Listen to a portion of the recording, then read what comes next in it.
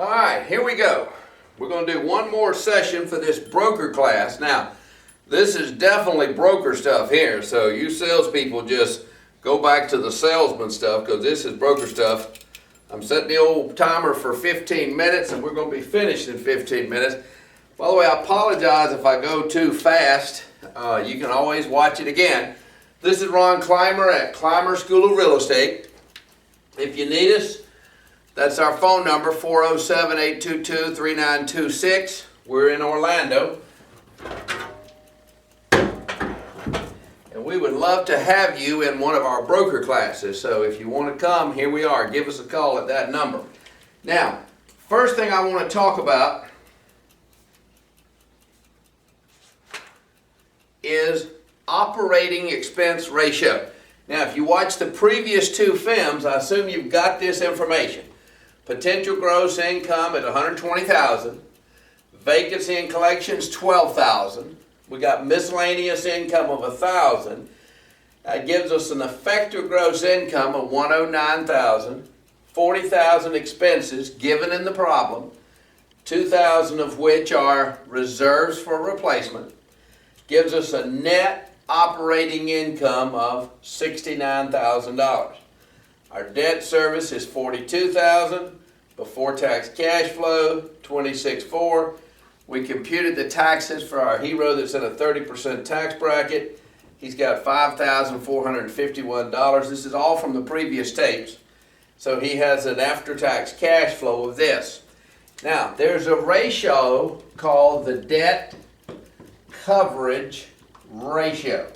It's called the debt coverage ratio. And if you listen to the name of that, gee, what could that be about? It's about how well the debt is covered. And what covers the debt? The net operating income.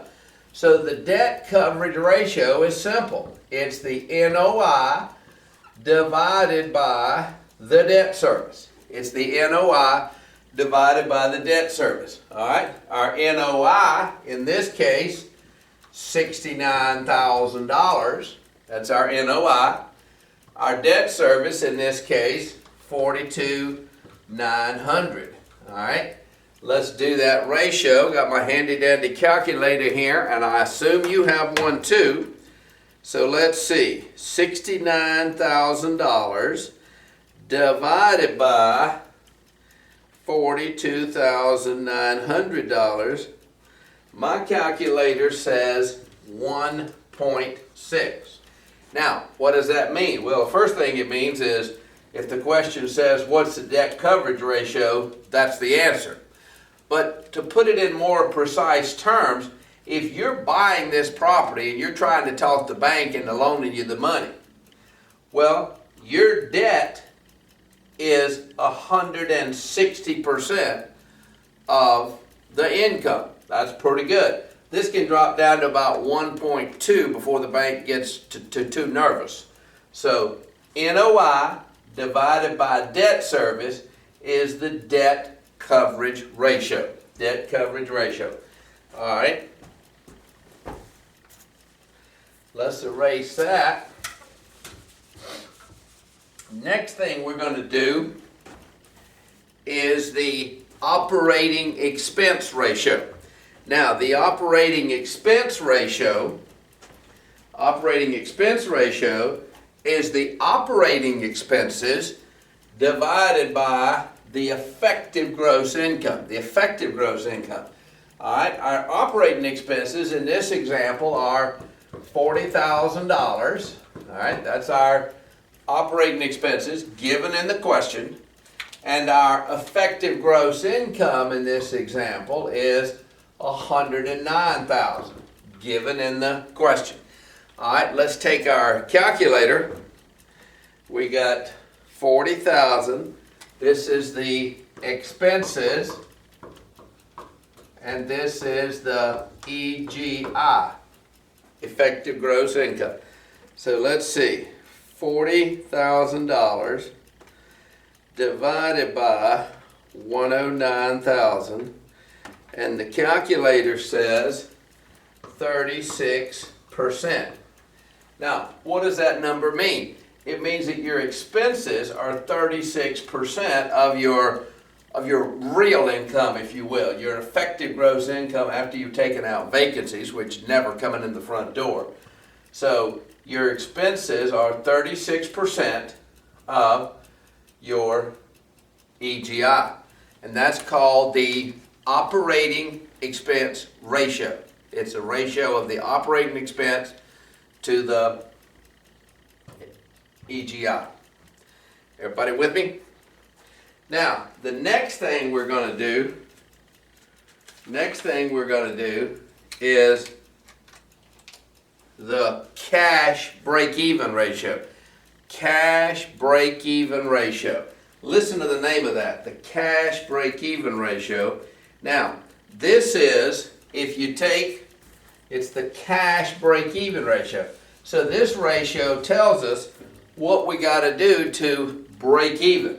Well, on the bottom of this equation is the PGI. Every dollar that can possibly come in the front door, PGI. On the top is all the money that has to go out the back door. Well, what would that be? Well, number one, the debt service. Debt service is going out whether you're full or empty. Plus expenses. The expenses have to go out whether you're full or empty.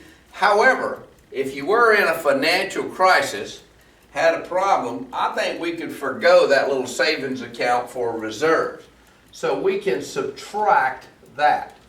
So we end up with the debt service, in this case, $42,900, plus the expenses, in this case, $40,000, and the reserves, in this case, $2,000. All right, hold on, I'm going to take my calculator. 42,900 plus 40,000 expenses minus 2,000 reserves, and that's going to give us 80,900 that's got to go out no matter what. That money's going out. On the bottom, we got the $120,000. 120,000. So we're going to divide the 80,009 by the 120,000. And my calculator says 67%. Oops, should have erased that. My calculator says 0.67 or 67%. Now, what does that number mean? That means that your building that you own better be 67% full, or you're going to be reaching in your pocket to pay for it. It's called the cash break-even ratio. All the cash that's going out divided by all the cash that can possibly come in. You're running less than 67% full, reach in your pocket. That's the cash break-even ratio. Debt service plus expenses, not counting reserves, divided by the potential gross income. Divided by the potential gross income. Now, the next thing we want to talk about is the loan constant. And in this case, our debt service is $42,900. That's $42,900 per year. All right, $42,900 per year. And does anybody remember how much money we borrowed on this deal? And the answer is $501,800. That was from the previous question. Is how we came up with that. All right? And so if we do this, it's going to give us the annual loan constant. All right? Let's try. Let me label this. This is the loan amount. This is the loan amount. And this is the debt service, which, as you know, is a fancy name for the mortgage payments. So we got $42,900 debt service. We're going to divide that by 501,800, and that's going to give us, I better take my calculator with me, 0.0854 922. 0.0854922. That is the loan constant. Now, why is that number important? I don't want you to remember that number. In fact, I'm going to erase this, but I'm going to leave that number there. I'm going to leave that number there. That's the loan constant, all right? Annual loan constant. By the way, you may remember in the first video, the way we came up with the payments is by multiplying by a monthly loan constant. Well, if you take that loan constant, if you remember what it was, I don't, but if you do, times it by 12, it'll give you that number there. Now, capitalization rate. This is basic stuff. This was in the salesman's class. This was in the 45-hour class. This is in the broker's class. You got to know how to do this. Rate equals I over V. V being the price of our property. And as I remember, our price was $627,300. That number came from the previous video, so if you haven't watched those, you probably need to go back and watch them. And the income is the net income, which in this case is $69,000. All right, let's take our $69,000. Let's divide it by $627,300 price, and my calculator says 10.99999, which is 11%. All right, so our capitalization rate is 11%. Our capitalization rate is 11%. Our loan constant is 8%. If your loan constant is lower than your capitalization rate, you're going to have positive leverage. You're going to have positive leverage. What does that mean? All right, remember this. Capitalization rate is 11%. We're borrowing the money for about 8.5% principal and interest. All right, let's do the next thing, which is equity dividend rate. On the street, they call this cash on cash return. But it ain't the street, it's the exam. I'm going to erase this, except I'm not going to erase the formula, because the formula is the same. The formula for equity dividend rate is I over V, but the V is not the price of the property, it's the down payment. It's the down payment, which our down payment from the previous videos is $125,500. So that's the down payment, $125,500. And Mr. Investor, he's not getting the NOI back, he's getting the before tax cash flow because he has to make the payments. So the cash flow is what he's getting back, $26,400. That's what he's getting back. All right, let's take our calculators. 26,400 divided by 125,500, which is Mr. Investor's investment in this, and he's getting a 21%